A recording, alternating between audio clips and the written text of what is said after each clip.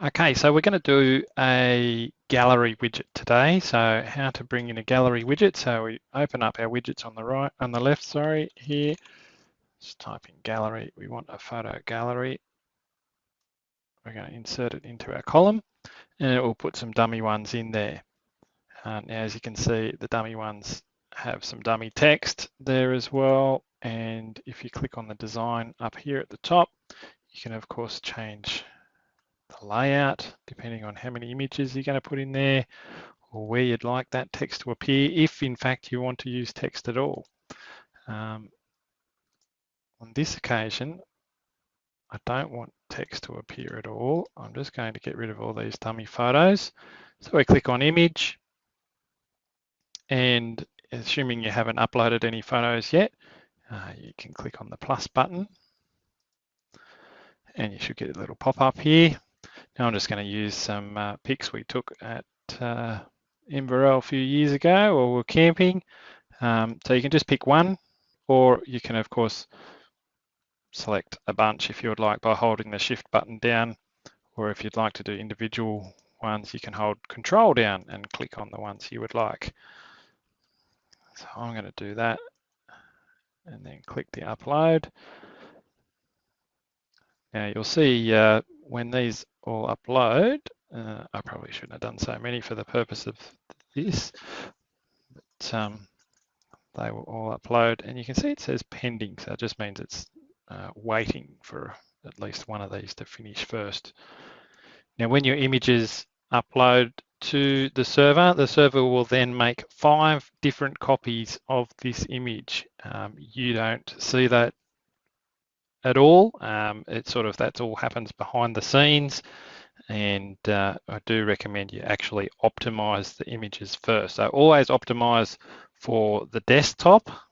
So if you're taking photos on a DSLR, especially with a high resolution, I would optimize it for desktop down to about 2400 wide at most, and that way it's not trying to, the system's not trying to optimize huge big images, especially if you've got like a 20 pixel camera or something like that, that's at huge resolutions. So you can see there now it says optimizing image. So it's created a couple of different sizes.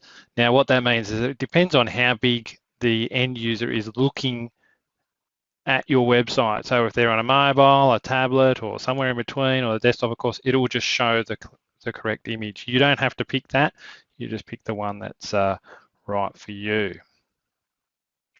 So again, we're optimizing images there. So a good little website to optimize images is called squoosh.app. So that's SQUOOSH.app. It's brilliant. It's I believe it's in fact a Google website that they've designed to help optimize images that anybody can use. So it's free to use, as long as you're not trying to do too many at once, that is, or of course if you're using something like Photoshop or Affinity Photo or something like that, you can of course optimize pretty good out of most of those individually. So we can see there it's just optimizing the last image. As I said, even though it's creating 5 separate copies of that image, you only ever need to work with one. So don't create images for mobile, because if somebody on a desktop looks at it, it'll be too small. Now, for the gallery purpose, we're just going to select the photos that we want there. I may have in fact doubled up on a couple there, but doesn't matter. You hit done, and you'll see there it brings them in the photos. So depending on, we've got 4 photos there.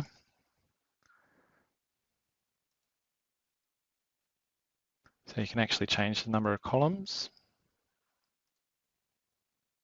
if you want to make the pictures smaller or bigger, depending on how many photos you'd like to showcase as well. And then you can of course also choose to not show all the columns unless they click on the view more. So you may want to do this if you've got a lot. Galleries, I probably wouldn't recommend any more than say about 15 images per page, otherwise the page load time will be very, very slow.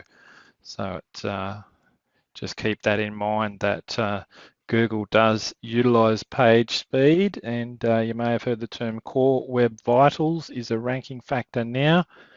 That will certainly do that. So there's some other design options here in terms of you can put shadows behind them if you've got spaces, so you can put spacing in between the images if you like, and that sort of thing.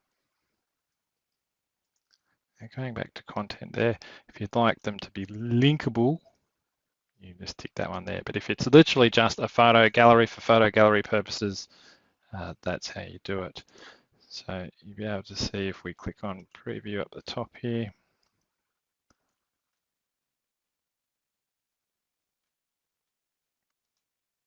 And there you go, that's your gallery.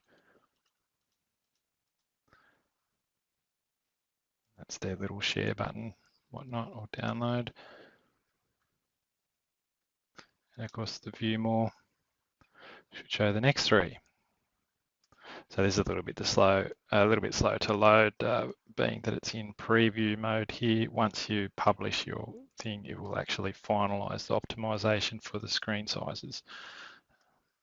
And that's pretty much it. If you would like to change any of these images, say for example, you go, oh no, I've got two of the same image there, and that one there, literally just click on it and click on the image button there to add more in if you would like to do so. That's it, simple as that. And any questions, of course, you've got your little chat bubble down the bottom of the screen on my website, irez.cc, or of course you can check out help.irez.cc for all the help docs.